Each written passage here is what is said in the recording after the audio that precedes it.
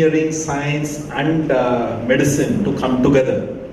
And these days it's very important that you have all these disciplines coming together. For example, take the case of the mRNA vaccine, which has probably protected almost maybe 1 billion people around the world now. It was invented. The basic technology was discovered at the UPenn Medical School. So again, it was a medical school which played the key role in this in the discovery of the mRNA vaccine. And what was needed to develop this vaccine was, of course, the basic biology to develop the vaccine, and then also nano engineering for the lipid coating of the vaccine, and the clinicians, of course, to do the clinical trials. Field of the interest, and with the 3 joints, the shoulder, the wrist and the elbow, it pretty much behaves like the human hand.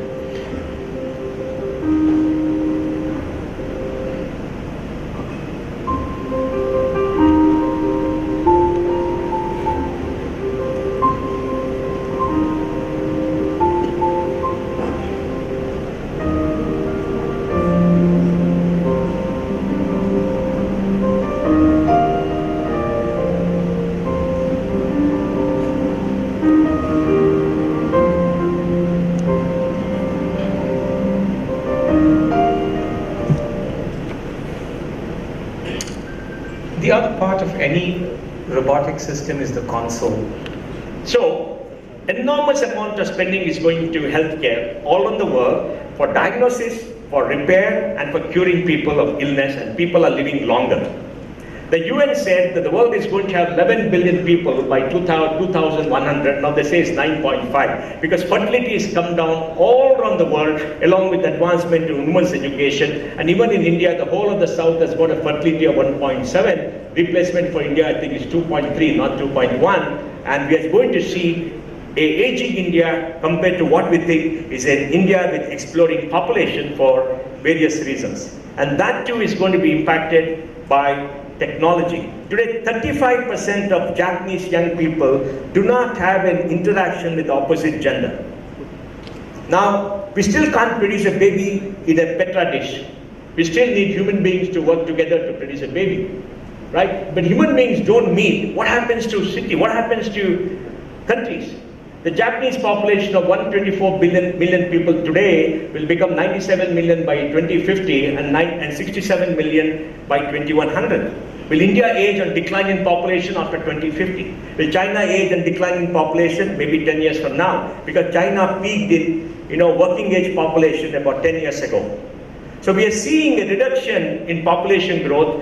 We are seeing an aging society come up, and we are seeing more and more technology, and we are seeing human beings morph into individualistic animals who are more self-contained and who interact with what is called the metaverse. The metaverse is a world where virtual reality and reality meet. And you want to see a metaverse, talk to a young person. A young person sees a screen, what happens the screen to simulation to game is something they relate to, and they go from reality to virtual reality almost instantaneously as if we are seeing a movie. And they live in that particular world. And in China, Korea, and in Japan, there are individuals who don't want to interact with human beings. They want to be interacting with technology because with human beings you have conflicts, you have arguments, but here you can do what you want and you can be self-contained and they become lonely. And that is going to impact people. So what are we going to do about it? Right? And that's the world that we're going to enter. All the things that we did together, living in human society, expressing affection, expressing desire, reading poetry, reading things, it's all going to change. And is it going to be a better world? I don't know. But the impact of technology is going to be built in medicine to robotics, what you see here. And now, the doctors should not read Gray's Anatomy and remember those 5,000 pages or 4,000 pages or whatever you people do. You must learn to work here, look at all that, and that will prompt you what to do. And one day, the AI algorithm is going to replace the doctor itself, and the robot is going to sit here and do all the operation. So ವೈದ್ಯರಿಗೆ ಮತ್ತು ರೋಗಿಗಳಿಗೆ ಇದು ಬಹಳ ಹೊಸದಾಗಿ ನೂತನವಾದ ಇದು ಚಿಕಿತ್ಸೆ ಒಂದು ಮಾರ್ಗ. ಸೊ ಸಾಧಾರಣವಾಗಿ ನಾವು ಶಸ್ತ್ರಚಿಕಿತ್ಸೆ ಮಾಡಬೇಕಾಗಿದ್ದರೆ ಉದ್ದಕ್ಕೆ ಕೊಯ್ದು ನಾವು ಶಸ್ತ್ರಚಿಕಿತ್ಸೆ ಮಾಡಬೇಕಾಗಿತ್ತು. ಈಗ ಇದರಿಂದ ಕೇವಲ ಒಂದು 10 ಮಿಲಿಮೀಟ್ರ್ 5 ಮಿಲಿಮೀಟ್ರ್ ಅಂತ ಒಂದು ಪಂಕ್ಚರ್ ಮಾಡಿ ಅದರಲ್ಲೇ ಎಲ್ಲ ಶಸ್ತ್ರಚಿಕಿತ್ಸೆ ಒಳಗಡೆ ಮಾಡುವಂಥದ್ದೆಲ್ಲ ಇದರಿಂದ ಮಾಡೋಕ್ಕಾಗತ್ತೆ. ಏನಾಗುತ್ತೆ ಇದರಿಂದ ಅಂದರೆ ಬೇಗ ರೋಗಿಗಳು ಬೇಗ ಒಳರೋಗಿಯಾಗಿ ಹೆಚ್ಚು ದಿನ ಇರಬೇಕಾಗಿಲ್ಲ, ಬೇಗ ಮನೆಗೆ ಹೋಗ್ಬೋದು. ನೋವಿನಂಶ ಬಹಳ ಕಡಿಮೆ ಆಗುತ್ತೆ, ಬೇಕಾಗಿರೋ ಔಷಧಿಗಳು ಬಹಳ ಕಡಿಮೆ ಆಗುತ್ತೆ, ಮತ್ತು ನಮಗೆ ಬಹಳ ಸೂಕ್ಷ್ಮವಾಗಿ ಮಾಡಬೇಕಾಗಿರುವಂಥ ಚಿಕಿತ್ಸೆಗಳನ್ನು ಇದರಿಂದ ಮಾಡೋಕ್ಕಾಗುತ್ತೆ. ಸರ್ ಕಾಸ್ಟ್ ವೈಸ್ ನಾವು ಕೊಂಡುಕೊಳ್ಳುವಾಗ ಬಹಳ ದುಡ್ಡು ಖರ್ಚು ಮಾಡಿ ತಗೊಳ್ತೀವಿ, ಆದರೆ ಅದು ಅಷ್ಟೂ ರೋಗಿಗಳಿಗೆ ಕೊಡೋದಿಲ್ಲ.